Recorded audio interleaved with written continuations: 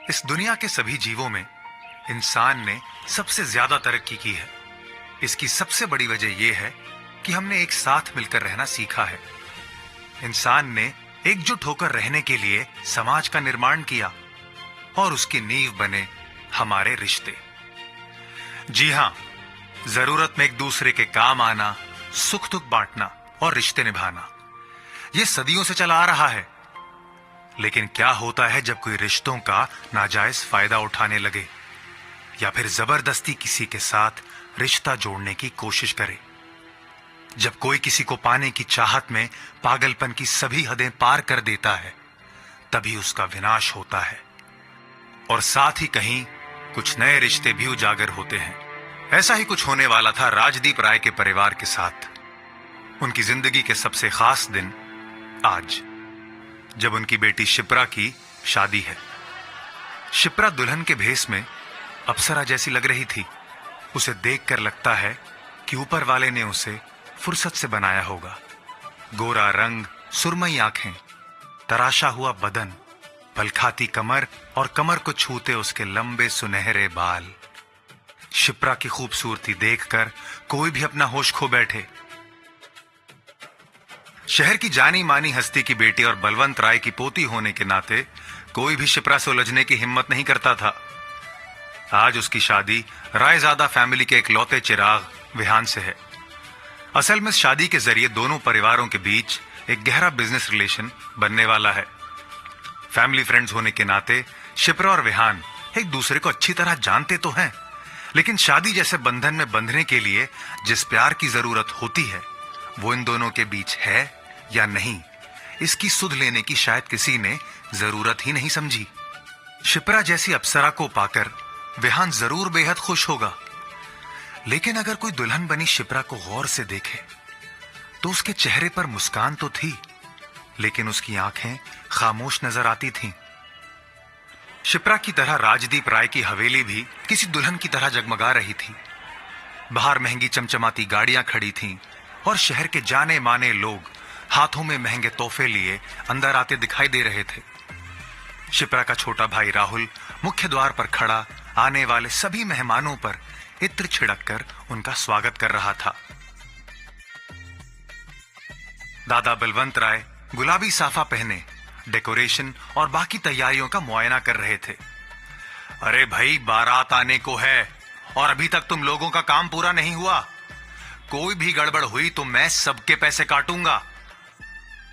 वहीं शिप्रा के पिता राजदीप राय थोड़े से भावुक खड़े दिख रहे थे। हो भी क्यों ना, प्यारी बेटी आज विदा होने वाली है।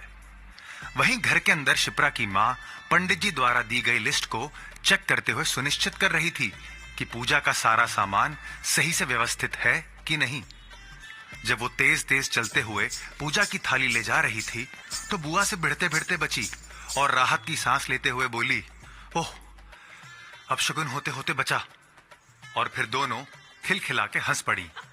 कुछ ही देर में बारात दरवाजे पर आने वाली थी, इसीलिए सभी लोग बेसब्री से इंतजार कर रहे थे, इस बात से बिल्कुल अनजान कि आज जो बारात इस हवेली में आने वाली है उसे बारात कहना कितना मुश्किल होगा।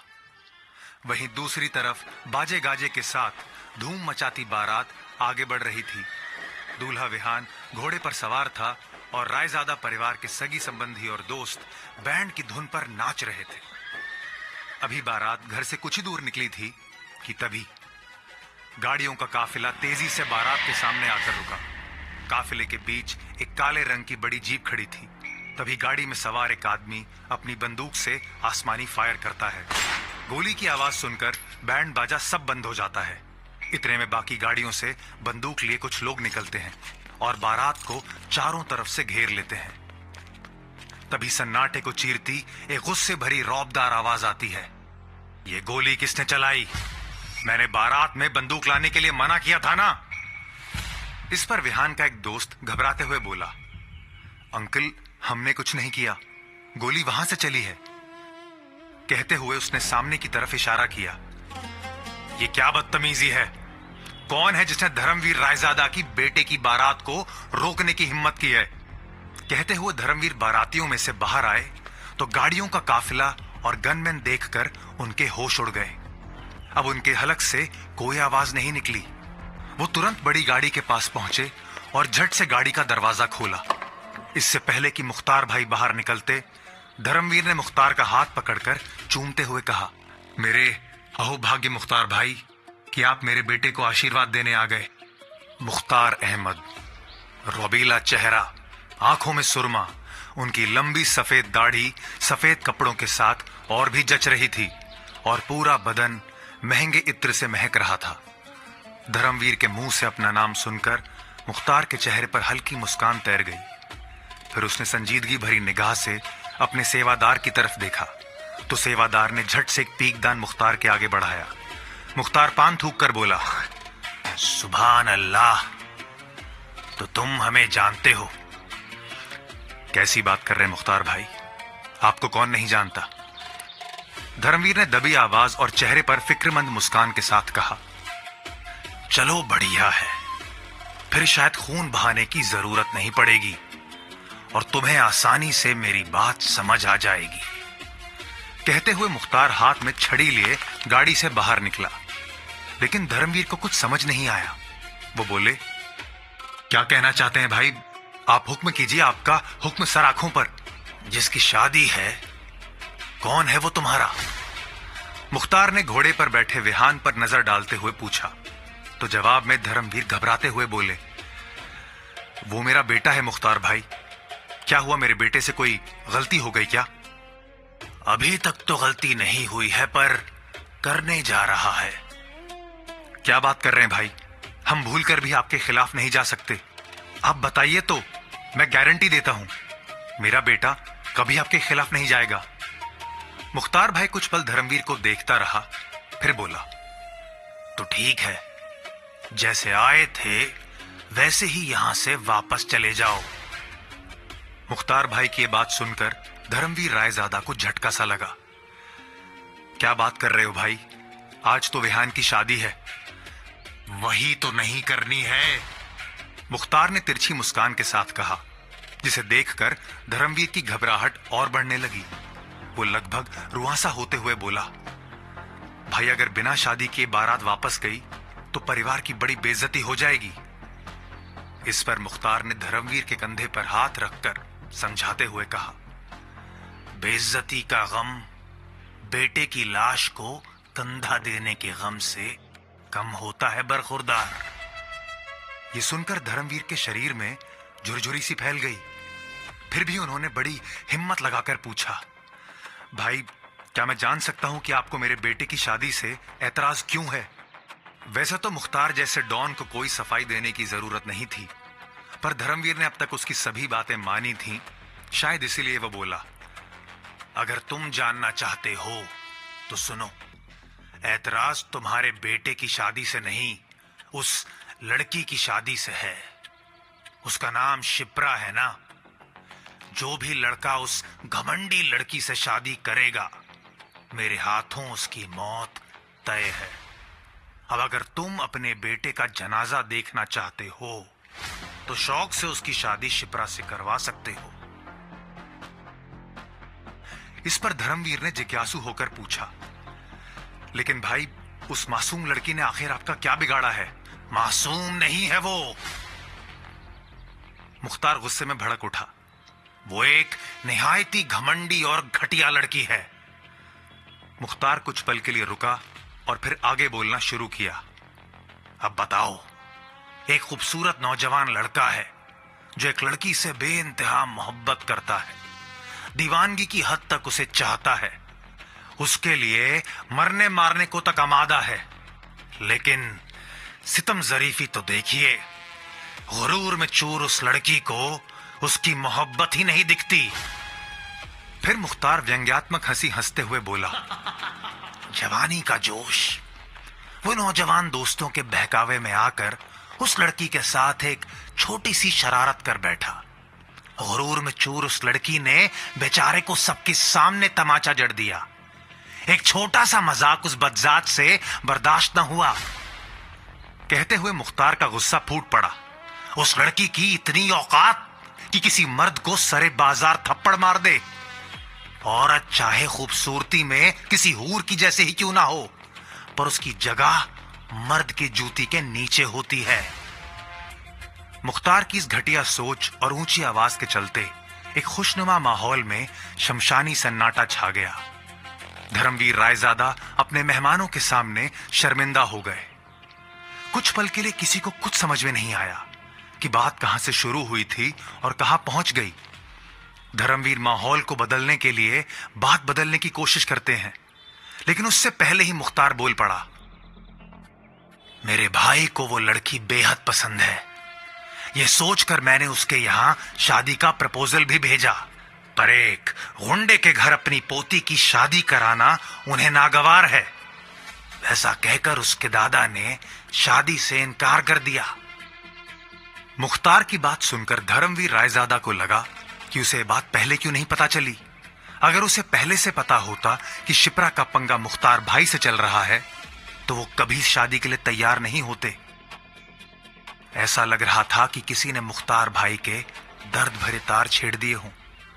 वो बोला, उस लड़की की वजह से मेरा भाई आज जेल में है। अब वो लोग शादी के लिए नहीं माने तो इसमें मेरे भाई की क्या गलती। उसने उस लड़की के साथ थोड़ी सी छेड़छाड़ कर दी, उसने मेरे भाई को जेल करवा दी। अब इतनी बेइज्जती के बाद तुम्हें लगता है कि मैं उसकी शादी किसी अच्छे परिवार में होने दूंगा? इतना सब सुनने के बाद भी धर्मवीर अपने मन में उठ रहे एक सवाल को पूछने से खुद को रोक नहीं पाए। लेकिन भाई, आप उसके दूल्हे को क्यों खत्म करना चाहते हैं? उससे अच्छा तो यह नहीं होगा कि आप उस लड़की को ही ठिकाने लगा देते। इस पर मुख्तार गुस्से में जबड़ा भींचते हुए बोले, तुम्हें क्या लगता है कि मुझे बात समझ नहीं आती? अंजाम तो उसका एक दिन यही होना है, पर अभी कुछ वक्त के लिए हम कुछ नहीं कर सकते। क्या है कि अभी मेरे भाई का केस चल रहा है। अगर अभी उस लड़की को कुछ हुआ तो उसका शक सीधा मेरे ऊपर जाएगा।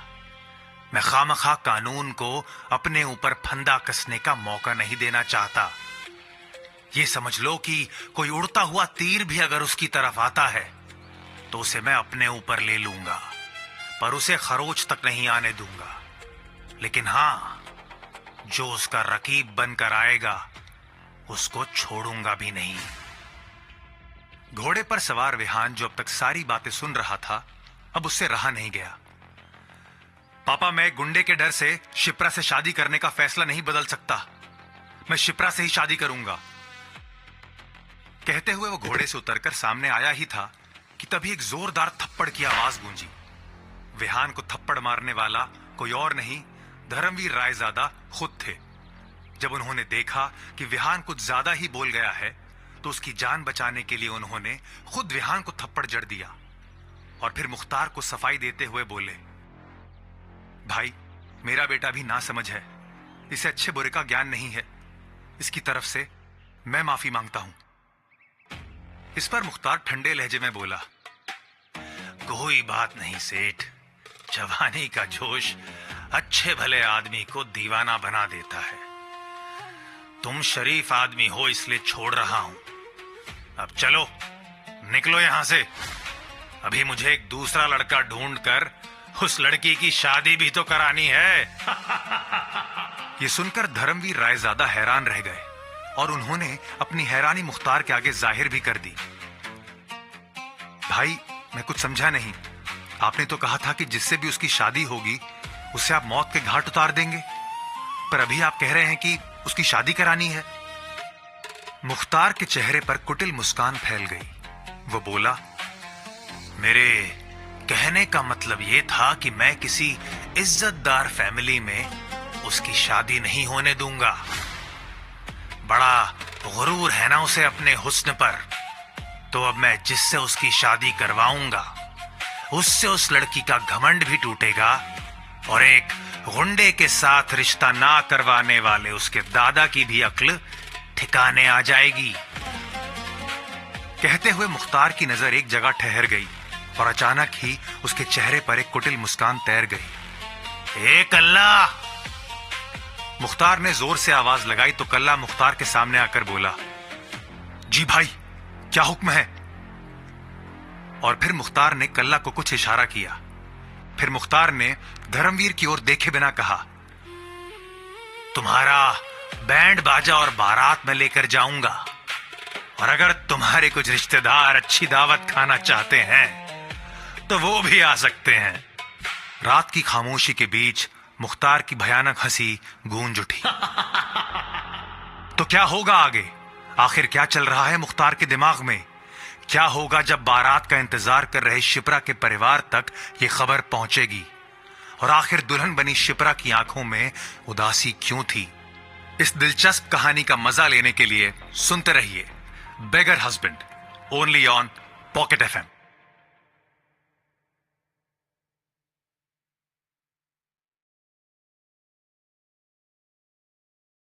साथ हंसते खिलखिलाते हुए अपनी गाड़ी की तरफ बढ़ रही थी कि तभी अचानक पीछे से किसी ने शिप्रा का हाथ पकड़ लिया।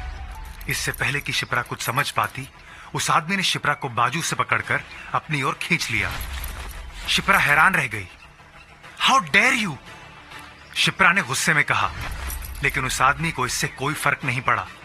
उसने प्यार से शिप्रा की नाजुक कमर में हाथ डाला और इसके गालों को चूमकर बेशर्मी से हंसने लगा। एक पल के लिए तो शिप्रा को कुछ समझ ही नहीं आया कि उसके साथ क्या हुआ। फिर अगले ही पल उसका शरीर गुस्से में कांप उठा। एक झटके के साथ शिप्रा ने खुद को उसकी गिरफ्त से छुड़ाया और उस बदतमीज आदमी के चेहरे पर एक जोरदार तमाचा जड़ दिया। वो आदमी सन्न रह गया। उसने कभी नहीं सोचा था कि शिप्रा भरे बाजार सबके सामने उसे थप्पड़ जड़ देगी। उस थप्पड़ की गूंज पूरे इलाके ने सुनी, और आज वही गूंज शिप्रा का पूरा परिवार सुनने वाला है। बारात को निकले काफी देर हो चुकी है, लेकिन अभी तक यहां पहुंची नहीं। सब ठीक तो है ना? यह सोचकर शिप्रा के घर वाले परेशान हो रहे थे। अरे आप एक बार फिर से फोन करके पता करिए ना। शिप्रा की मां बीना राय घबराहट में राय साहब से बोली। इस पर राय साहब ने झुंझलाकर जवाब दिया, कितनी बार फोन कर चुका हूं, अब नहीं उठा रहे तो क्या करूं? पूरी बारात के साथ निकलने में टाइम तो लग ही जाता है। इतने में दूर जगमग रोशनी के साथ बैंड बाजे की धुन सुनाई दी। फिर क्या था, सभी के चेहरे खिल उठे। लो, आ गई बारात। बिना मतलब परेशान हो रही थी। अब जल्दी जाओ और स्वागत की तैयारी करो। राय साहब उत्साहित होकर अपनी पत्नी से बोले। देखते ही देखते आरती की थाल लिए सभी द्वार पर खड़े हो गए। वहीं झूमते नाचते बारात भी दरवाजे तक आ पहुंची, लेकिन बारात के हाल देखकर सभी के चेहरे का रंग एकदम से उड़ गया। हे भगवान, ये क्या? मवालियों जैसे कपड़े, पैरों में चप्पल, बड़ी दाढ़ी और हाथों में बंदूक लहराते ये गुंडे। भला ये कैसी बारात है? राजदीप राय किससे अपनी बेटी का ब्याह कर रहे हैं? सभी मेहमान आपस में बुदबुदाने लगे। और तो और घोड़ी पर बैठे दूल्हे को देखकर तो सबके होश ही उड़ गए। दूल्हे के सर पर चमचमाता सेहरा तो था, पर वो बहुत गंदा सा दिख रहा था। नंगे पैर, बदन पर मैले से फटे पुराने कपड़े, बेतरतीब ढंग से बढ़ी दाढ़ी और बाल। ऐसा लग रहा था कि वो सदियों से नहाया तक नहीं है। दूल्हे की फटीचर हालत देखकर राजदीप राय सामने आए और गुस्से में तमतमाते हुए बोले, ये क्या तमाशा है? कौन हो तुम लोग? तभी बारात की भीड़ के बीच से मुख्तार भाई की आवाज आती है, तमाशा अभी शुरू कहां हुआ है राय साहब। कहते हुए मुख्तार हाथ में छड़ी लिए सामने आया। मुख्तार, तुम्हारी यहां आने की हिम्मत कैसे हुई? राजदीप राय गुस्से में आग बबूला हो उठे। इस पर मुख्तार ने चेतावनी भरे अंदाज में कहा, मुझ में कितनी हिम्मत है ये परखने की गलती भी मत करना राजदीप, वरना अपनों की लाशें गिनते गिनते थक जाओगे। कहते हुए मुख्तार ने अपनी छड़ी से राजदीप राय के पूरे परिवार की तरफ इशारा किया। कहा जाता है कि मुख्तार को असला, बारूद या बंदूकों की जरूरत नहीं पड़ती। वो सिर्फ अपनी छड़ी से दुश्मन का गला काट देता है। मुख्तार की धमकी सुनकर राजदीप राय एक पल के लिए ठिठक गया और एक खाली घूंट भरते हुए धीमे स्वर में बोला, आखिर तुम चाहते क्या हो? इस पर मुख्तार भी थोड़ा नर्म होते हुए बोला, हाँ, ये हुई ना बात। अरे भाई, आज खुशी का मौका है। तुम्हारी बेटी की शादी है और दूल्हा मैं साथ लेकर आया हूं। कोई भी अच्छा काम करने से पहले तुम लोग वो क्या देखते हो? शुभ मुहूर्त, है ना? हाँ, तो इससे पहले कि मुहूर्त बीत जाए, अपनी बेटी को बुलाओ। चलो चलो, जल्दी करो, और भी बहुत काम है मुझे। बोलते हुए मुख्तार राजदीप को धकियाने लगे। यहां राजदीप राय के सभी रिश्तेदार मौजूद हैं। राय साहब ने मदद की उम्मीद के साथ जब अपने खास रिश्तेदारों की ओर देखा तो सभी उनसे नजर चुराने लगे। मुख्तार के सामने कुछ भी कहने की किसी की हिम्मत नहीं हो रही थी। तभी दादा बलवंत राय आगे आए। उनकी आंखों में गुस्से के अंगारे धधक रहे थे। बकवास बंद कर और निकल जा यहां से। क्यों हमारी खुशियों पर ग्रहण लगाने आया है तू? उधर दूसरी तरफ शिप्रा की सहेलियां उसे बाहर का सारा हाल बता चुकी थीं। अपनी सहेलियों के चेहरे पर छाए डर को देखकर शिप्रा को बाहर की स्थिति का अंदाजा लग चुका था। शिप्रा का मन किसी अनहोनी के डर से घबरा उठा। अब कमरे में बैठे रहना उसके लिए मुश्किल हो गया था। वो उठी और तुरंत कमरे से बाहर चली गई और सीधी शादी के मंडप की तरफ बढ़ गई। उसकी सहेलियां भी उसके पीछे पीछे बाहर आ गईं। शिप्रा भागकर मंडप के पास पहुंची तो दूर से ही उसकी नजर मुख्तार भाई पर पड़ी।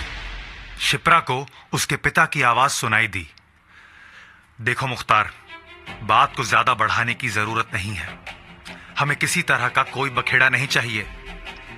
तभी बलवंत राय भी बोले, हाँ, अगर तुम चाहते हो तो मैं अपनी पोती से कहकर तुम्हारे भाई के खिलाफ जो केस है उसे वापस करवा देता हूं, पर तुम यहां पर इस शुभ घड़ी में कोई हंगामा मत करो। मुख्तार ठहाका लगाते हुए बोला, हे बुड्ढे, तुझे क्या लगता है मेरा भाई तेरी पोती के कारण जेल में बंद है? अबे वही तो एक सच्चा आशिक है तेरी पोती का, जो अपने प्यार की खातिर खुद अपनी कुर्बानी देने को तैयार है। ये सब देखकर शिप्रा से रहा नहीं गया, पर वो जैसे ही बाहर आने को हुई कि तभी उसकी मां ने उसे रोक लिया। तभी राजदीप आगे बढ़े और लगभग गिड़गिड़ाते हुए बोले, देखो मुख्तार भाई, मैं तुमसे रिक्वेस्ट करता हूं, अभी तुम चले जाओ। थोड़ी ही देर में बारात आती ही होगी। अगर वो लोग ये सब देखेंगे तो सब गड़बड़ हो जाएगा।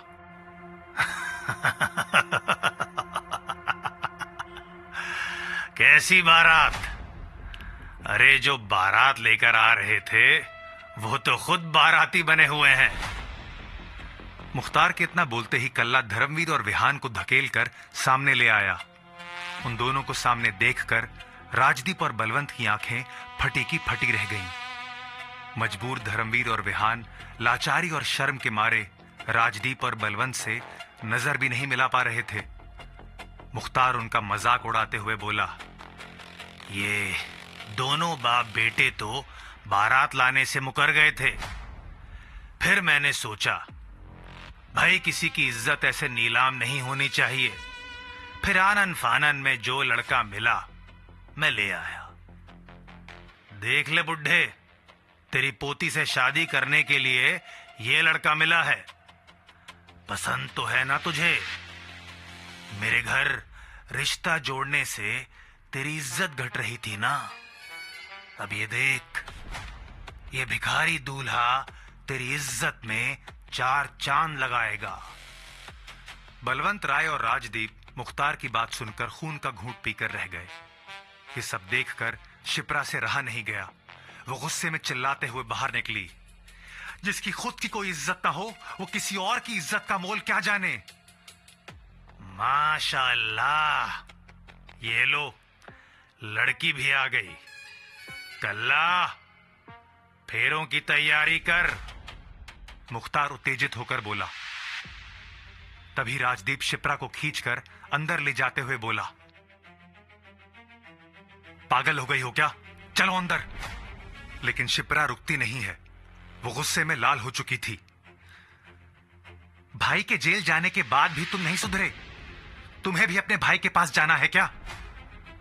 मुख्तार शिप्रा का यह रूप देखकर कुटिल मुस्कान के साथ बोला, वाह क्या तेवर है। तभी मैं कहूं मेरा भाई इसके पीछे इतना पागल क्यों है। अब तो मैं भी तेरा दीवाना हो गया रे। तभी घोड़ी ने हिनहिनाते हुए अपने दोनों टांगे ऊपर उठा ली। ये देखकर मुख्तार तंज कसते हुए बोला, अब तो इस दूल्हे से भी नहीं रहा जा रहा। आजा, जल्दी से मंडप में आकर बैठ जा। हे पंडित, चल मंत्र शुरू कर। मुख्तार हुक्म देते हुए बोला।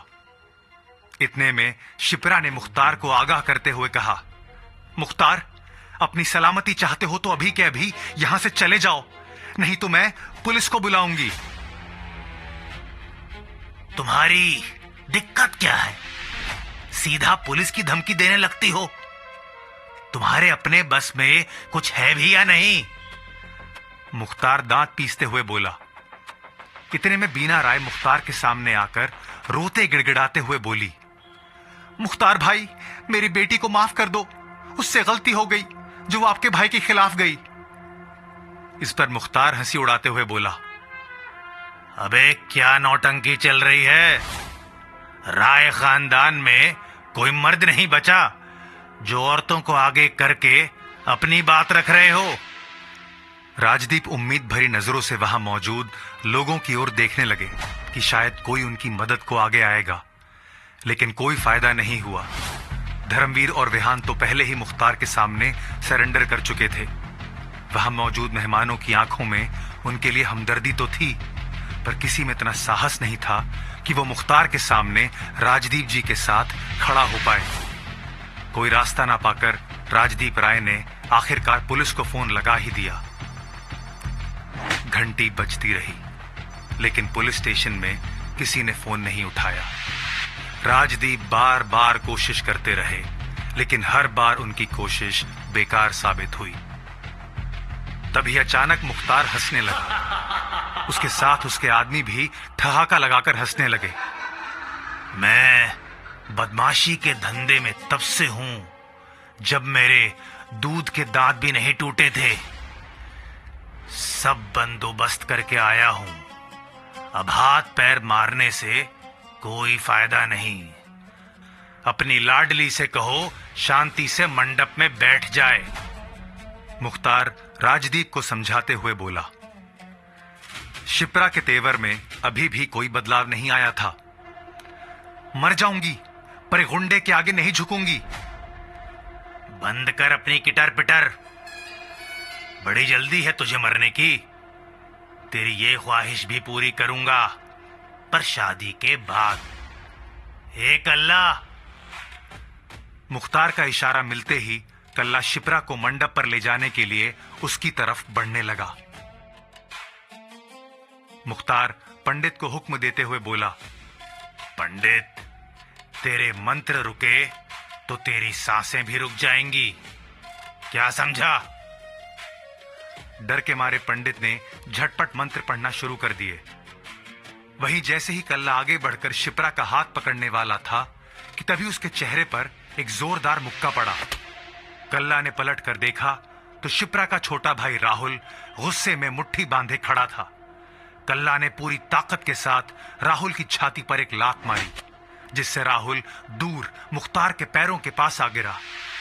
राजदीप और उनके परिवार के लोग राहुल की तरफ भागे, पर मुख्तार के आदमी उनके सामने खड़े हो गए। राहुल मुख्तार के पैरों में पड़ा दर्द से कराह रहा था। शिप्रा ये सब देखकर सिहर उठी। वहीं मुख्तार का चेहरा अब गुस्से में लाल हो चुका था। वो अपनी छड़ी का हत्था पकड़कर खींचता है तो उस छड़ी में से एक तलवार निकल आती है। ये देखकर वहां खड़े सभी मेहमानों का चेहरा डर के मारे पीला पड़ गया। राजदीप, बलवंत और बीना सभी मुख्तार के आगे गिड़गिड़ाने लगे। नहीं मुख्तार भाई, नहीं, ये भी बच्चा है, प्लीज इसे कुछ मत करो। मुख्तार शिप्रा को घूरते हुए धारदार तलवार राहुल की गर्दन पर रख देता है। ये देखकर बीना राय बेहोश हो जाती है और बूढ़े बलवंत राय माथा पीटकर रोने लगते हैं। मैं तुम्हारे सामने हाथ जोड़ रहा हूं मुख्तार भाई, मेरे बेटे की जान बख्श दो। राजदीप राय गिड़गिड़ाकर रहम की भीख मांगने लगे। अपने परिवार के लोगों की हालत देखकर शिप्रा सन्न रह गई। उसने कहां सोचा था कि एक सरफेरे आशिक को सबक सिखाने के चलते उसके खुद के परिवार की यह दुर्दशा हो जाएगी। तो क्या होगा आगे? अब क्या करेगी शिप्रा?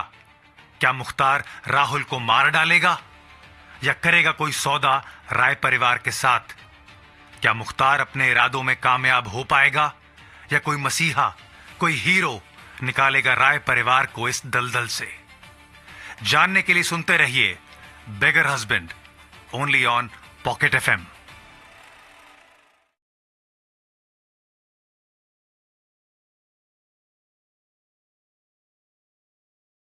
पत्तल में सब्जी रोटी खा रहा था। साथ ही वो उन आवारा कुत्तों को भी खिला रहा था जो उसे घेर कर खड़े थे। कुछ ही दूरी पर रोशनी से सजी एक जगमग बारात दिख रही थी, लेकिन उसका ध्यान अपने पत्तल में पड़ी रोटी पर ही था।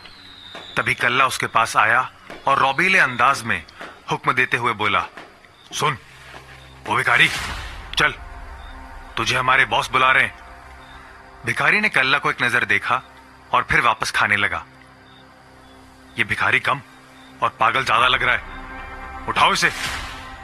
कल्ला ने अपने आदमियों से कहा। जैसे ही वो लोग उस भिखारी की तरफ बढ़े तो सारे कुत्ते घुर्राते हुए उन्हें काटने को दौड़ पड़े। कल्ला और उसके साथी डरकर पीछे हट गए। क्या गुंडे बनोगे रे तुम लोग? इन आवारा कुत्तों से डर गए? उठाओ पत्थर और मारो इन्हें। कल्ला अपने आदमियों से बोला। इससे पहले कि वो लोग उन कुत्तों को मारते, भिखारी ने उन्हें इशारा करके रुकने को कहा और कल्ला के साथ चल दिया। कुत्ते भी दुम हिलाते हुए उसके पीछे पीछे चल दिए। मुख्तार ने जब भिखारी को करीब से देखा तो उसकी खुशी का ठिकाना नहीं रहा। सुभान अल्लाह, जैसा सोचा था एकदम वैसा ही दूल्हा मिल गया। नाम क्या है रे तेरा? मुख्तार ने पूछा। तभी पीछे से एक बूढ़ी भिखारन बोली, साहब ये बेचारा बोल नहीं सकता है। ये सुनते ही मुख्तार की बाछें खिल उठी। अरे वाह, ये तो और भी अच्छी बात है।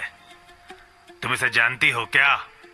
नहीं साहब, इसका नाम ग्राम कुछ नहीं पता। 6 महीने से यही मंदिर के पास पड़ा रहता है। मैंने आज तक इसे किसी से बात करते हुए नहीं सुना। बूढ़ी भिखारन ने मुख्तार को बताया। मुख्तार ने कुटिल मुस्कान के साथ भिखारी से कहा, आज से तू मुझे अपना मसीहा समझ, क्योंकि आज मैं तेरी किस्मत चमकाने वाला हूं। इस वक्त राय साहब की हवेली के अंदर सर पे सहरा बांधे घोड़ी पर सवार वो भिखारी शायद यही सोच रहा होगा कि उसकी किस्मत चमकने पर किसी और के जीवन में मातम क्यों छा गया है। मुख्तार के हाथों में फंसा राहुल उससे छूटने की पूरी कोशिश कर रहा था, पर उसकी हालत बाज के पंजों में फंसे कबूतर जैसी थी। शिप्रा से अपने भाई की हालत देखी नहीं जा रही थी। वो मुख्तार के सामने आई और बेबस होकर बोली, छोड़ दो मेरे भाई को, तुम्हारी दुश्मनी मुझसे है तो फिर मेरी जान ले लो, पर मेरे भाई को छोड़ दो। ओहो, इतनी भी क्या जल्दी है? जान भी लूंगा, पर अभी उसका वक्त नहीं आया है। मुख्तार कुटिल मुस्कान के साथ बोला, और याद रखना, मुझे तुम्हारी जान लेने की जरूरत नहीं पड़ेगी। तू खुद अपनी जान ले लेगी, क्योंकि तूने खुद अपनी किस्मत पर लात मारी है। एक तरफ जहां मुख्तार की धारदार तलवार राहुल का गला काटने वाली थी, राजदीप और बलवंत उसकी जान की भीख मांग रहे थे। वहीं शिप्रा सभी मेहमानों और रिश्तेदारों को देख रही थी और उम्मीद कर रही थी कि कोई तो चमत्कार हो जाए। लेकिन अफसोस, ऐसा कुछ नहीं होने वाला था। शिप्रा ने धर्मवीर रायजादा और विहान को मौका पाकर वहां से खिसकते देखा।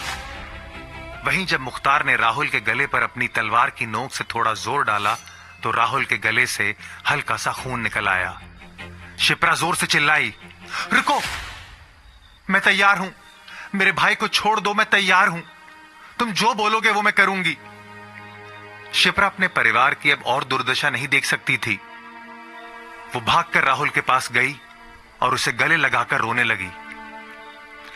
मुझे कुछ नहीं होगा दीदी, और अगर हो भी गया तो परवाह नहीं, अपने जीते जी मैं आपकी जिंदगी बर्बाद नहीं होने दूंगा।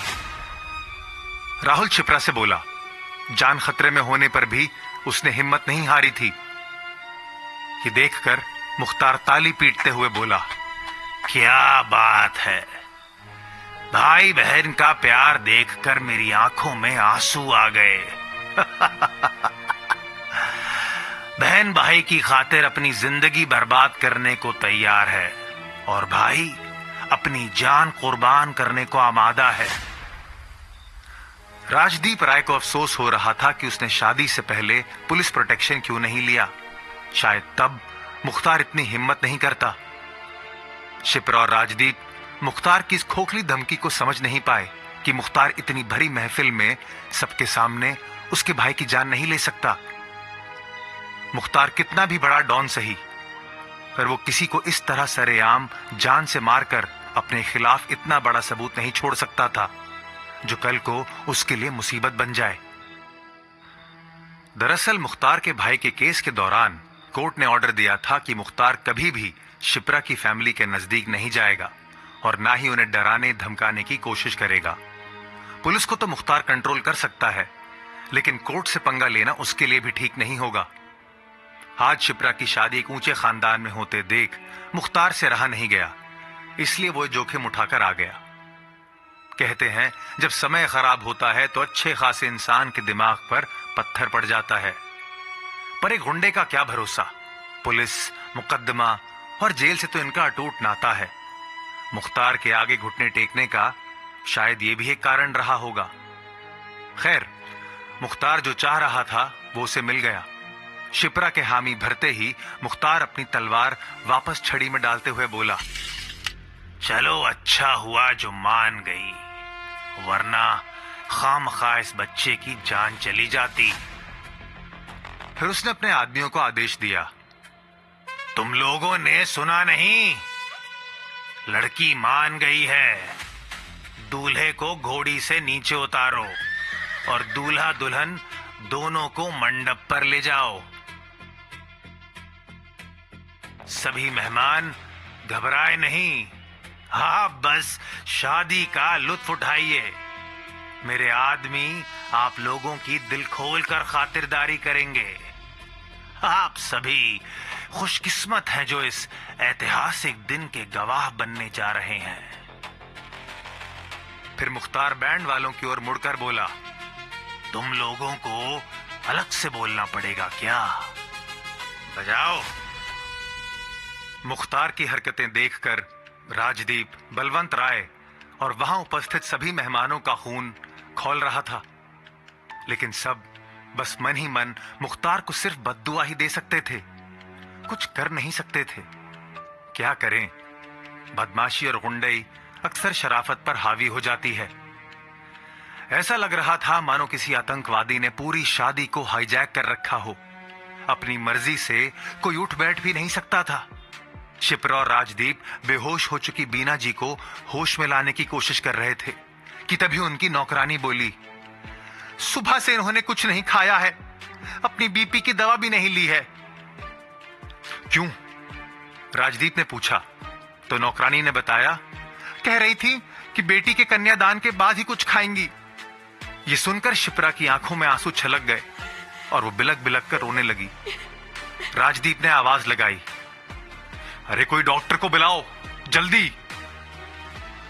तभी मुख्तार राजदीप को टोकता है, इन्हें मैं देख लूंगा, तुम अपनी लाडली को लेकर मंडप में चलो। इस पर राजदीप मुख्तार को घूरते हुए बोला, ये तुम ठीक नहीं कर रहे हो मुख्तार, याद रखना समय सबका बदलता है। सबका बदलता है, पर मेरा नहीं। मुख्तार ने कुटिल मुस्कान के साथ कहा। मरता क्या ना करता, राजदीप शिप्रा को लेकर मंडप की तरफ बढ़ चले। तभी मुख्तार शिप्रा के सामने जाकर खड़ा हो गया और व्यंग से बोला, देखी मेरी ताकत। अगर तेरे बाप ने मेरे भाई का रिश्ता कबूल कर लिया होता तो तू इस शहर पर राज करती, पर नहीं। तेरे नसीब में तो ये भिखारी लिखा था। अब बढ़ेगा तेरे परिवार का सोशल स्टेटस। शिप्रा को यह सब बोलकर मुख्तार अलग ही सुख अनुभव कर रहा था। ऐसा लग रहा था कि उसके अहम को जो ठेस पहुंची थी, अब उस पर मरहम लगाया जा रहा है। राजदीप एक आखिरी कोशिश करते हैं। वो मुख्तार के पास गए और उसके सामने नतमस्तक होकर बोले, मुख्तार भाई, हमसे जाने अनजाने में जो भी भूल हुई है उसके लिए मैं इस भरी महफिल में तुमसे माफी मांगता हूं। मेरी बेटी की जिंदगी बर्बाद मत करो। कल्ला तुरंत भिखारी दूल्हे के पास पहुंचा। मुख्तार राजदीप की बात को इग्नोर करते हुए कल्ला से बोला, ए कल्ला, देख क्या रहा है? दूल्हे को मंडप पर ले जा। आदेश मिलने की देर थी, कल्ला तुरंत भिखारी दूल्हे के पास पहुंचा। अब तक भिखारी बस मूक दर्शक बना तमाशा देख रहा था। उसे सब समझ में आ रहा था कि यहां क्या चल रहा है, पर वो खुद कुछ करने की स्थिति में नहीं था। उसे राय परिवार पर दया तो आ रही थी, लेकिन उसे समझ नहीं आ रहा था कि यहां जो कुछ हो रहा है वो उसे कैसे रोक सकता है। लंबे बालों के बीच से झांकती उसकी आंखों में शिप्रा के लिए दया का भाव था, पर उसकी घनी दाढ़ी के पीछे छिपे चेहरे का भाव किसी को समझ नहीं आने वाला था। और सबसे बड़ी बात, वो क्या सोच रहा है, क्या महसूस कर रहा है, इससे किसी को कोई फर्क भी नहीं पड़ता है। कल्ला उसके पास आया और चहकते हुए बोला, चल भाई दूल्हे, तूने भी क्या किस्मत पाई है जो बैठे बिठाए इतनी खूबसूरत लड़की का पति बनने का मौका मिल रहा है। लेकिन भिखारी नहीं हिला। पहले गूंगा था, अब बहरा भी हो गया क्या? चल बे। कहते हुए कल्ला ने भिखारी की बाजू पकड़ी और मंडप की तरफ खींचने लगा, पर भिखारी ने झटके से अपनी बात छुड़ा ली। इस पर कल्ला आश्चर्य से उस भिखारी को देखते हुए बोला, ओ भाई, अब तुझे क्या हुआ? मैं यहां तेरी शादी करवाने जा रहा हूं और तू भाव खा रहा है। ये बोलकर वो दोबारा उसकी बाह पकड़कर खींचने लगा, पर भिखारी अपनी जगह से टस से मस ना हुआ। वहां खड़े लोग भिखारी की हिम्मत देखकर हैरान थे, सोच रहे थे कि वो क्यों आगे नहीं बढ़ रहा। मुख्तार भी उस भिखारी की हरकत देखकर दंग रह गया और राहुल को अपनी पकड़ में रखे हुए ही बोला, क्या बात है? क्या इस भिखारी का जमीर जाग गया क्या, जो ये शादी नहीं करना चाहता? अबे गधे, मैं तेरी किस्मत बदलने जा रहा हूं और तू कीचड़ में ही रहना चाहता है। कल्ला भिखारी को ही घूरता हुआ बोला, क्या करूं बॉस, ये साला तो अपनी जगह से हिलने का नाम ही नहीं ले रहा। अब ये कुछ बोलता भी तो नहीं जो समझ में आए कि ये चाहता क्या है। कल्ला ने देखा कि भिखारी की आंखों में उसके लिए गुस्सा है। कल्ला तमतमा उठा और भिखारी के गाल पर एक थप्पड़ जमाते हुए बोला, साले, मुझे घूर रहा है? चल आंखें नीची कर। थप्पड़ की आवाज पूरे पंडाल में गूंज गई।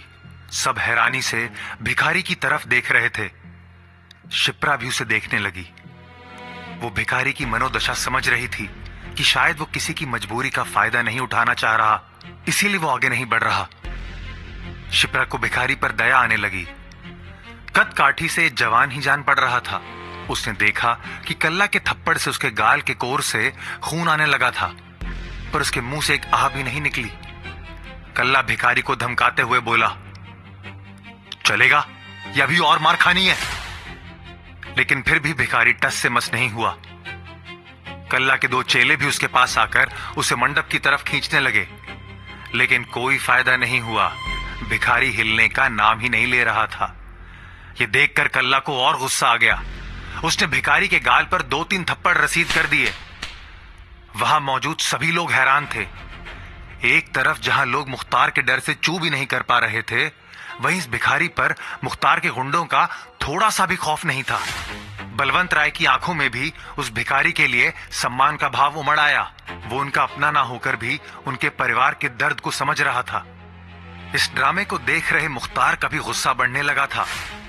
वो कल्ला से बोला, क्या रे कल्ला, तू एक भिखारी को भी कंट्रोल नहीं कर पा रहा है? इस पर कल्ला बेबस होकर बोला, बॉस, ये तो बड़ा ढीठ है। लगता है इस पर मार का भी कोई असर नहीं हो रहा। इतनी मार खाने के बाद भी ऐसे घूर रहा है कि मानो बस नजर से ही भस्म कर देगा। अब क्या करूं इसका? इस पर मुख्तार बोला, इसे किसी को खोने का डर नहीं है ना, इसीलिए कोई खौफ भी नहीं है। और जहां तक मार खाने की बात है, तो ये तो इसके जैसे लोग हर जगह किसी न किसी से मार खाते ही रहते हैं, इसीलिए इस पर कोई असर नहीं हो रहा। पर एक बात गौर करने वाली है, ये खामखा मार खा क्यों रहा है? मुख्तार ने कल्ला से सवाल किया तो कल्ला अपने सिर पर हाथ फेरते हुए बोला, मैं समझा नहीं बॉस, आप कहना क्या चाहते हो? अरे बेवकूफ, समझ, मंदिर से यहां तक आने में तो इसने कोई ड्रामा नहीं किया, पर यहां आकर अब ऐन वक्त पर अकड़ना शुरू कर दिया। क्यों? मुख्तार भिखारी को ऐसे देख रहा था जैसे समझने की कोशिश कर रहा हो कि उसके दिमाग में क्या चल रहा है। कल्ला ने भी अपने मोटे दिमाग पर जोर दिया, फिर अपना सिर खुजलाते हुए बोला, क्यों बॉस, ये ऐसा क्यों कर रहा है? तो क्या होगा आगे? आखिर इस भिखारी की मंशा क्या है और इससे निपटने के लिए क्या करेगा मुख्तार? जानने के लिए सुनते रहिए beggar husband, only on pocket FM.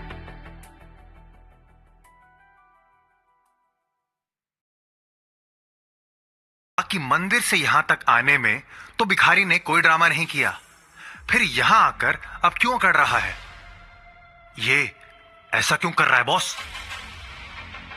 कल्ला ने सर खुजलाते हुए पूछा। वो भी ये जानने के लिए उत्सुक था। तभी कुछ सोचकर मुख्तार के चेहरे पर तिरछी मुस्कान तैर गई। प्यार, हमदर्दी, अबे कल्ले, लड़की चीज ही ऐसी होती है कि कोई भी इनके प्यार में फिसल जाए। जरूर इसको इस लड़की और इसके परिवार वालों पर दया आ रही है, इसीलिए ये इस लड़की की खातिर सब कुछ सहने को तैयार है। कल्ला का तो पता नहीं, पर शिप्रा को मुख्तार की बात समझ आ गई, इसीलिए अब उसकी आंखों में भिखारी के लिए सम्मान नजर आ रहा था। वो उसका अपना ना होकर भी उसके दर्द को महसूस कर रहा था। भिखारी के उलझे बालों और घनी दाढ़ी के बीच झांकती आंखों के अलावा शिप्रा को कुछ दिखाई नहीं दे रहा था। जाने कितने महीनों से उसने अपने बाल नहीं कटवाए थे, जो बेतरतीब ढंग से उलझे हुए थे। तभी कल्ला ने अपनी उलझन जाहिर करते हुए कहा, तो फिर अब क्या करें बॉस? मैं झट से कोई दूसरा भिखारी ढूंढ के ले आऊं? ना ना, किसी दूसरे की जरूरत नहीं है, यही करेगा शादी। मुख्तार कुछ सोचकर बोला। उसके दिमाग में कुछ तो चल रहा था। वहीं कल्ला के चेहरे पर अभी भी उलझन नजर आ रही थी। उसने हैरान होकर पूछा, यही करेगा? पर वो कैसे बॉस? वो ऐसे कि जब ये भिखारी इस बुलबुल के लिए मार खाने को तैयार है, तो ये इसी की खातिर शादी करने को भी तैयार हो सकता है। कहते हुए मुख्तार ने छड़ी में से एक बार फिर तलवार निकाली। कल्ला को कुछ समझ नहीं आया, लेकिन उसे विश्वास था कि जब उसके बॉस ने कहा है तो कुछ ना कुछ तो बात होगी ही। उसने बस नकली सी मुस्कान के साथ सर हिला दिया। मुख्तार राहुल के करीब गया और धमकी भरे लहजे में भिखारी से बोला, सुन बे, ये लड़का अपनी बहन के कारण तो बच गया, पर अगर तू ऐसे ही अपनी जिद पर अड़ा रहा तो ये जरूर मारा जाएगा और इसकी मौत का जिम्मेदार तू होगा। मुख्तार की इस बात का भिखारी पर तुरंत असर हुआ। उसकी आंखों में बेचैनी नजर आने लगी। वो कभी राहुल की ओर देख रहा था तो कभी शिप्रा की ओर। शिप्रा भी उसकी बेबसी को भली भांति समझ पा रही थी। तभी मुख्तार ने भिखारी को धमकाते हुए कहा, क्या हुआ? तुझे मेरी बात समझ नहीं आ रही, या तू चाहता है कि इस लड़के की बलि चढ़ जाए? कहते हुए मुख्तार ने एक बार फिर अपनी तलवार राहुल के गले से लगा दी। उसके ऐसा करते ही भिखारी खुद ब खुद मंडप की तरफ बढ़ गया। कल्ला हैरानी से कभी भिखारी को देख रहा था तो कभी अपने बॉस को। फिर वो ताली बजाकर तारीफ करते हुए बोला, मानना पड़ेगा बॉस, आपने इसकी कमजोरी को सही पकड़ लिया। शायद शिप्रा भी समझ रही थी कि भिखारी ने अपनी तरफ से पूरी कोशिश की कि वो उससे शादी करने के लिए मजबूर ना हो, और अगर वो मजबूर हुआ भी तो सिर्फ उसके भाई की जान बचाने के लिए। मंडप एक बड़े से स्टेज के ऊपर था जहां से सभी मेहमान शादी की रस्मों को देख सकते थे। भिखारी स्टेज तक गया। उसकी कसमसाहट उसके हाव भाव में साफ झलक रही थी। स्टेज पर जाकर वो शिप्रा के पास खड़ा तो हो गया, पर वो शिप्रा से नजर नहीं मिला पा रहा था। शिप्रा भी बेसुध सी खड़ी थी। इतने लोगों के सामने इस तरह जलील होने पर वो बिल्कुल नम हो चुकी थी। अपनी शादी को लेकर उसने क्या क्या सपने देखे होंगे, पर आज वो इतनी मजबूर है कि उसे एक भिखारी से शादी करनी पड़ रही है। उसने उम्मीद भरी नजर से एक बार मुख्तार की ओर देखा कि हो सकता है कि उसका दिल पसीज जाए और वो उसके भाई को छोड़ दे। पर कहते हैं ना, पत्थर दिल लोगों से हमदर्दी की उम्मीद करना रेगिस्तान में गुलिस्ता खिलाने की कोशिश करने जैसा होता है। मुख्तार ने मुस्कुराते हुए कहा, कल्ला, इन दोनों की जयमाला तो करवाओ।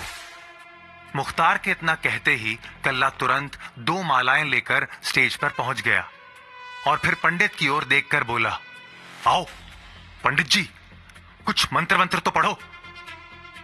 फिर वो व्यंग्यात्मक ढंग से चिल्लाकर बोला, हाँ भाई कैमरामैन, तुम्हें अलग से न्योता देना पड़ेगा क्या?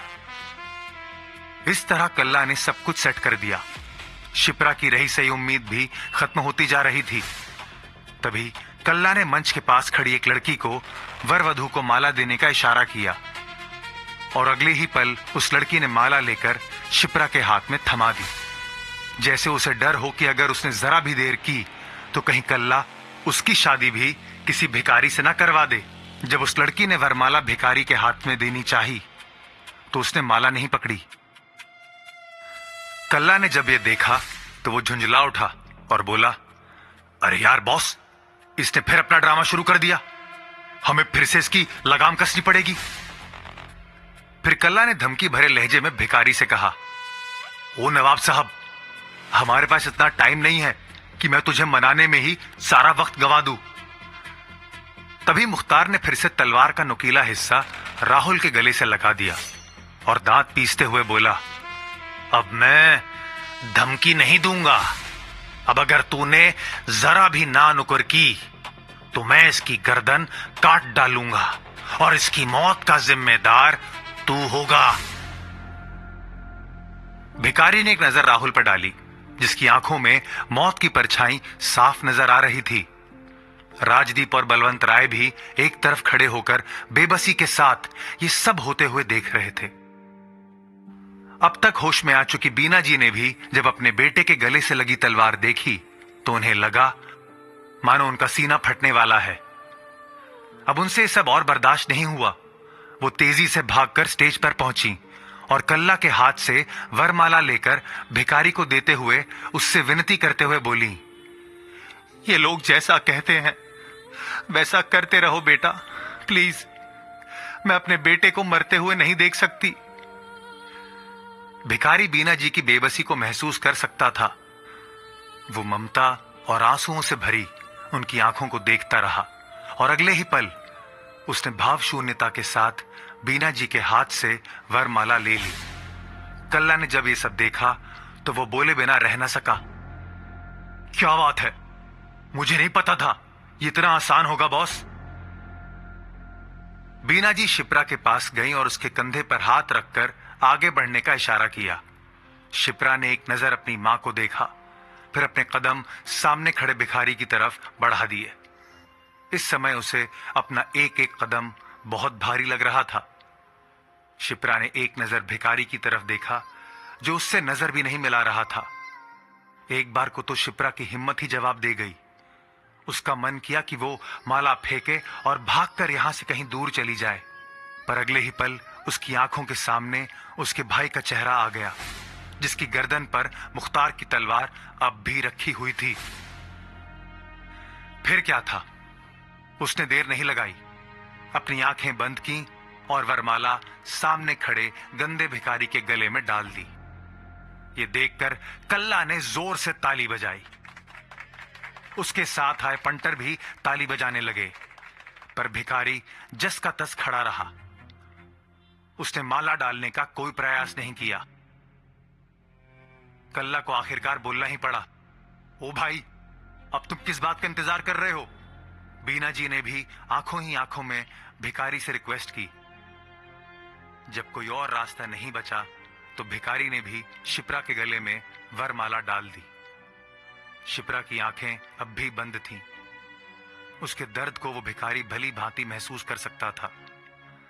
अभी तक उसने शिप्रा के चेहरे को ज्यादा ध्यान से देखा नहीं था, लेकिन अब उसकी निगाह शिप्रा के चेहरे पर ही ठहर गई थी। कितना मासूम चेहरा है ये, इसके साथ इतनी बड़ी ज्यादती नहीं होनी चाहिए थी। भिखारी ने मन ही मन सोचा, पर वो कुछ कर नहीं सकता था। एक भिखारी के पास हालातों के साथ बहते चले जाने के अलावा और कोई रास्ता भी तो नहीं होता। मुख्तार वहीं फर्श पर पान थूक कर बोला, बहुत बढ़िया, अब जल्दी से मंडप पर बैठ जाओ। चलो पंडित, बाकी सब रस्म भी जल्दी से निपटा दो। शायद पंडित भी यही चाहता था। वो भी जल्द से जल्द इन लोगों से पीछा छुड़ाना चाहता था। पंडित दोनों को लेकर लगन बेदी पर पहुंचा और मंत्रोच्चार के साथ सभी रस्में विधि पूर्वक कराने लगा। अब ना शिप्रा और ना ही उस भिखारी ने किसी तरह की रुकावट डालने की कोशिश की। ऐसा लग रहा था जैसे उन्होंने अपनी नियति के आगे घुटने टेक दिए हैं। अब आप कन्या की मांग में सिंदूर भरेंगे। पंडित के कहने पर जब भिखारी ने शिप्रा की मांग में सिंदूर भरा तो शिप्रा एक बार फिर फूट फूट कर रोने लगी। इसके बाद फेरे हुए, कन्यादान हुआ और मंगलसूत्र भी पहनाया गया। एक के बाद एक विधि पूर्वक सभी रस्में पूरी हो गईं और शिप्रा के साथ उसके सभी परिवार वाले रोते रह गए। शादी सिर्फ दो लोगों या दो परिवारों के बीच का बंधन नहीं होता, ये दो आत्माओं के मिलन का शुभ समारोह होता है। उम्मीद है आप दोनों मरते दम तक एक दूसरे का साथ निभाएंगे। इसी के साथ आपका विवाह संपन्न होता है। कहते हुए पंडित जी ने चैन की सांस ली और वहां से खिसक लिए। तभी मुख्तार खुशी से चिल्लाया, बधाई हो बलवंत राय, आज तुम्हारी पोती ने तुम्हारा मान बढ़ा दिया। फिर वो तंज भरे लहजे में बोला, अब इस भिखारी की फैमिली का पता कर लेना और ये भी देख लेना कि वो कितने इज्जतदार लोग हैं। इसका परिवार जरूर तुम्हारे सोशल स्टेटस में 4 चांद लगा देगा। कहते हुए मुख्तार ठहाका लगाकर हंसने लगा। उसके चमचे भी जोर जोर से हंसने लगे थे। और कुछ हो ना हो, आज के बाद इस शादी की चर्चा पूरे शहर में होगी। और ये लो, जैसा मैंने कहा था, तुम्हारे पोते को बख्श देता हूं। इतना कहकर मुख्तार ने राहुल को छोड़ दिया। राहुल को आजाद देखकर बीना जी को सुकून मिला। वो दौड़कर राहुल के पास आई और उसे अपने सीने से लगा लिया। मुख्तार इतने पर रुका नहीं। वो राजदीप के पास गया और धमकी भरे लहजे में बोला, मैं जानता हूं कि तुम मुझे कच्चा चबा जाना चाहते हो, पर वो तुम्हारे बस का नहीं है। इसलिए अपने खून को ठंडा रखो। जहां तक मेरे से बदले का सवाल है, तो ये तो बस शुरुआत है। आगे आगे देखते जाओ होता क्या है। इसके बाद वो वहां से बाहर जाने को मुड़ा, पर फिर उसे कुछ याद आया और वो सीधा शिप्रा के पास गया और उसका मजाक उड़ाते हुए बोला, देखा नखरे वाली, मुझसे पंगे लेने का अंजाम। कहते हुए मुख्तार के चेहरे पर विजयी मुस्कान थी, मानो उसने कोई बड़ा किला फतेह कर लिया हो। इसके बाद वो भिखारी की तरफ पलटा और बोला, मैंने कहा था ना, मैं तेरी किस्मत बदल दूंगा। देख, एक ही रात में मैंने तुझे कहां से कहां पहुंचा दिया। तूने तो सपने में भी कभी ऐसी खूबसूरत बीवी की कल्पना नहीं की होगी। उसने भिखारी के कंधे पर हाथ रखना चाहा, पर उसकी हालत देखकर विचार बदल दिया और बोला, तो अब अपनी नई जिंदगी को एंजॉय कर, पर उससे पहले नहा लेना, ठीक है? मुख्तार हंसता हुआ वहां से चला गया। पीछे पीछे उसके पंटर भी वहां से दफा हो गए। तभी अचानक वहां एक धड़ाम की आवाज गूंजी, जिसे सुनकर सब इधर उधर देखने लगे कि क्या हुआ, और आखिरकार सबकी नजर एक जगह जाकर ठहर गई। तो क्या होगा आगे? क्या होगा शिप्रा की भिखारी से इस शादी का अंजाम? क्या शिप्रा और राय परिवार इस शादी को एक्सेप्ट करेंगे? और आखिर मुख्तार का अगला कदम क्या होने वाला है? जानने के लिए सुनते रहिए beggar husband, only on pocket FM.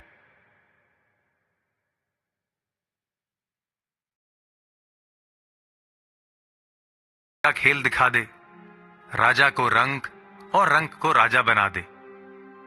कल तक जो शिप्रा विहान के साथ अपने उज्जवल भविष्य को देख रही थी, आज उसकी पूरी दुनिया ही उजड़ चुकी थी, या यूं कहें कि उजाड़ दी गई थी। जाने किस मनहूस घड़ी में मुख्तार के मुंह बोले भाई रजत की नजर शिप्रा पर पड़ी, और उसके बाद वो शिप्रा के पीछे ही पड़ गया। जब शिप्रा को पता चला कि रजत अंडरवर्ल्ड से ताल्लुक रखता है, तब से वो उससे और भी नफरत करने लगी। लेकिन रजत कहां मानने वाला था। हालांकि रजत और मुख्तार का खून का रिश्ता नहीं है, लेकिन मुख्तार उसे अपने सगे भाई से भी ज्यादा मानता है। यही कारण था कि उसने खुद इन्वॉल्व होकर शिप्रा से अपने भाई की शादी करवानी चाहिए, पर शिप्रा के परिवार ने उनका रिश्ता ठुकरा दिया। उस समय उन्होंने सोचा नहीं था कि यह मामला इस हद तक चला जाएगा। रजत शिप्रा के साथ कुछ ज्यादा ही बदतमीजी करने लगा, उसे आए दिन परेशान करने लगा, और आखिरकार शिप्रा के कंप्लेंट पर रजत को जेल की हवा खानी पड़ी। इस बात ने मुख्तार की बेइज्जती के घाव पर नमक का काम किया, और इन्हीं सब बातों का परिणाम था कि मुख्तार ने शिप्रा की शादी एक गूंगे भिखारी से कर दी।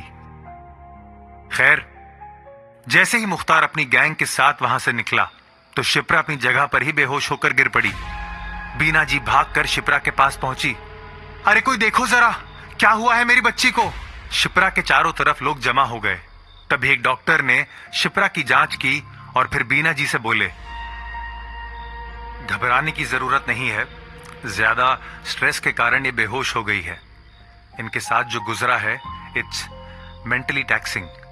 आप इन्हें इनके रूम पे ले चलिए, फिर मैं एक इंजेक्शन लगा देता हूं, इन्हें आराम मिलेगा।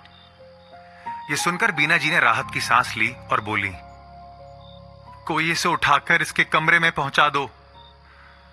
राहुल आगे बढ़कर आया और अपनी बहन को उठाकर अंदर चला गया। माहौल बहुत गमगीन हो चुका था। ज्यादातर लोग जा चुके थे और बाकी बचे मेहमानों की आंखों में राय परिवार के लिए हमदर्दी थी। लेकिन किसी को समझ नहीं आ रहा था कि कोई इस फैमिली को सांत्वना दे भी तो कैसे। तभी बलवंत राय सामने आए और हाथ जोड़कर वहां उपस्थित मेहमानों से बोले, आप सब यहां हमारी खुशी में शामिल होने के लिए आए, उसके लिए हमारा परिवार आप सबका आभारी है। पर आप सब देख ही रहे हैं कि चीजें उस तरह से नहीं हुई जैसा हमने सोचा था। फिर वो निराशा भरी आवाज में बोले, मैं इसके लिए किसी को ब्लेम भी नहीं कर सकता। शायद हमारी पोती की किस्मत ही खराब थी, या यूं कहें कि हमारे शहर की कानून व्यवस्था ही कमजोर है।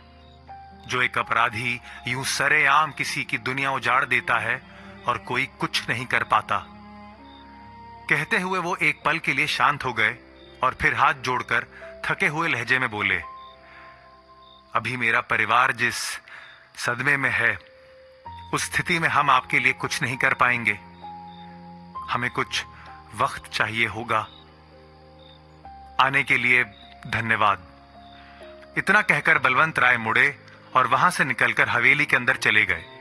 बचे हुए मेहमान भी धीरे धीरे करके वहां से निकलने लगे। कुछ ही देर में वहां से सब जा चुके थे। किसी को भी उस भिखारी की नहीं पड़ी थी। काम करने वाले जो थोड़े बहुत लोग वहां पर थे, उनका भी ध्यान उस भिखारी की तरफ नहीं था। सबको अपने में मग्न देखकर वो भिखारी भी वहां से बाहर निकल आया और चलता हुआ मंदिर की तरफ बढ़ गया। उसकी आंखों के आगे बार बार शिप्रा का चेहरा घूम रहा था। वो लाख कोशिशों के बाद भी उसे अपने दिमाग से निकाल नहीं पा रहा था। खैर, इसी दिमागी उलझनों के बीच वो मंदिर पहुंच गया। लगभग आधी रात हो चुकी थी और चारों ओर सन्नाटा था। जब वो मंदिर की सीढ़ियों के पास आकर बैठा तो पुजारी जी अपने कमरे से बाहर निकल आए और चिंता जाहिर करते हुए बोले, तुम आ गए बेटा। मैंने सुना कि कुछ बदमाश तुम्हें उठाकर ले गए थे। सब ठीक तो है ना? एक ही सांस में पुजारी ने कई सवाल कर दिए। फिर जैसे उन्हें ध्यान आया कि वो पूछ भी किससे रहे हैं, ये तो कुछ बोल ही नहीं पाता, तो जवाब कैसे देगा। इस बात का ख्याल आते ही पुजारी जी अपनी बेवकूफी पर हल्के से हंस दिए और फिर बोले, चलो छोड़ो इन बातों को, ये बताओ कुछ खाना वाना खाया है कि नहीं। भिखारी एक टक पुजारी को देखता रहा और सोचने लगा कि ये एक पुजारी है जो उसका अपना ना होकर भी उसकी इतनी चिंता कर रहा है, और वहीं कुछ अपने ही लोग होते हैं जो आपकी फिक्र तो छोड़ो, आपको अपने रास्ते का कांटा समझकर आपको साफ कर देना चाहते हैं। वहीं दूसरी तरफ बलवंत राय की कोठी के मेन हॉल में पूरा राय परिवार इकट्ठा था। आखिर मुश्किल की घड़ी में ही अपने परायों का फर्क समझ में आता है। बलवंत राय के 3 बेटे बृजभूषण, राजदीप और जगताप राय और एक बेटी नैना राय हैं। नैना की शादी राजगढ़ के ही एक बड़े बिजनेसमैन राजकुमार टंडन से हो रखी है। बृजभूषण बलवंत का बड़ा बेटा है। दूसरे नंबर पर राजदीप और तीसरे नंबर पर जगताप है। इन सब में नैना सबसे छोटी है। बलवंत राय के सभी बच्चों के 2-2 बच्चे हैं। धीरे धीरे सबके साथ मुलाकात हो ही जाएगी, लेकिन फिलहाल घर का माहौल काफी टेंस है। इस वक्त तक शिप्रा भी होश में आ चुकी थी और अपनी मां के साथ एक सोफे पर बैठी हुई थी।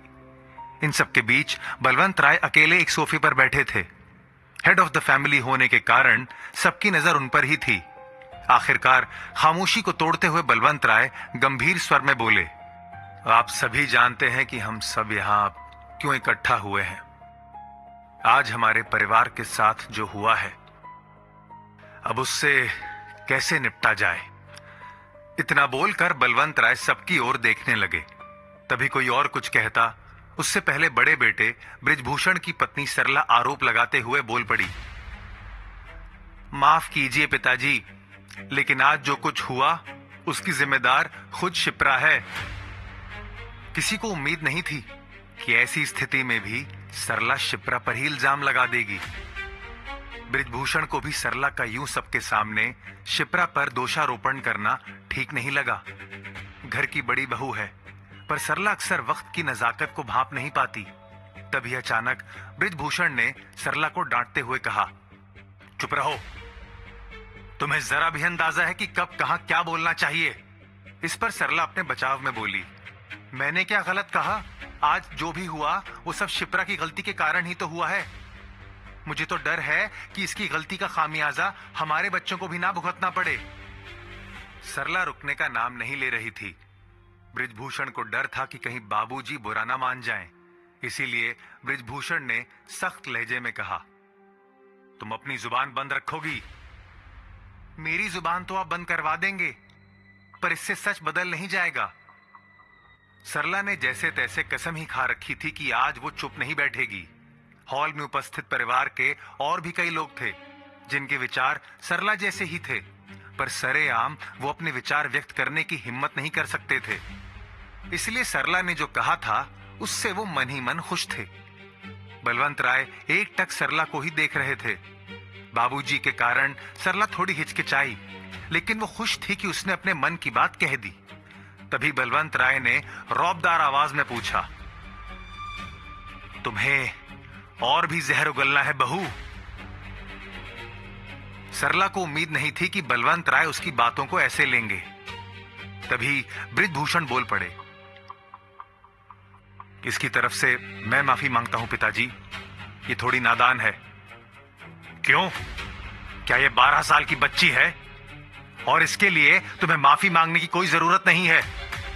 इतना बोलकर बलवंत राय एक बार फिर सरला से सवाल करते हुए बोले, हां तो बताओ बहू, इसके लिए शिप्रा कैसे जिम्मेदार है? ये सुनकर सरला इधर उधर देखने लगी, लेकिन बलवंत राय इस बात को इतनी आसानी से जाने देने वाले नहीं थे। उन्होंने दोबारा सरला पर दबाव डालते हुए पूछा, बोलो, तुम जवाब क्यों नहीं दे रही? शिप्रा इसके लिए जिम्मेदार कैसे है? जब सरला को लगा कि वो इस सवाल से पीछा नहीं छोड़ा सकती, तो वो बोली, आज जो मुख्तार हमारे परिवार का दुश्मन बना बैठा है, वो शिप्रा की वजह से ही तो है। अगर ये उसके भाई को जेल नहीं भिजवाती तो आज ये नौबत नहीं आती। तो फिर तुम्हारे हिसाब से शिप्रा को उस परिस्थिति में क्या करना चाहिए था? बलवंत राय ने दोबारा सवाल दागते हुए पूछा। सरला ने दबी हुई आवाज में जवाब दिया, जेल तो नहीं भिजवाती, हम शरीफ लोग हैं, ऐसे बदमाश लोगों से नहीं भिड़ सकते, इसीलिए ऐसे लोगों से तो बच के ही रहना चाहिए ना। बलवंत राय कुछ पल सरला को देखते रहे, फिर बोले, अच्छा मान लो शिप्रा की जगह तुम्हारी बेटी युविका होती, और जैसे शिप्रा को मुख्तार का भाई परेशान कर रहा था, वैसे ही युविका को परेशान किया जाता। दिन दहाड़े कहीं भी उसके साथ छेड़छाड़ की जाती, तो क्या तब भी तुम्हारा जवाब यही होता? बलवंत राय के सवाल पर सरला फिर से बगले झांकने लगी। उसे कोई जवाब नहीं सूझ रहा था। सरला की इस हरकत को देख बलवंत राय बोले, जब अपने बच्चे पर बात आई तो जवाब देते नहीं बन रहा। तुमसे अच्छी तो वो चींटी होती है जो झुंड में रहती है, और एक पर भी आफत आए तो पूरा झुंड उस दुश्मन पर टूट पड़ता है, ये परवाह किए बिना कि उसके जीवन का अंतिम पल भी हो सकता है।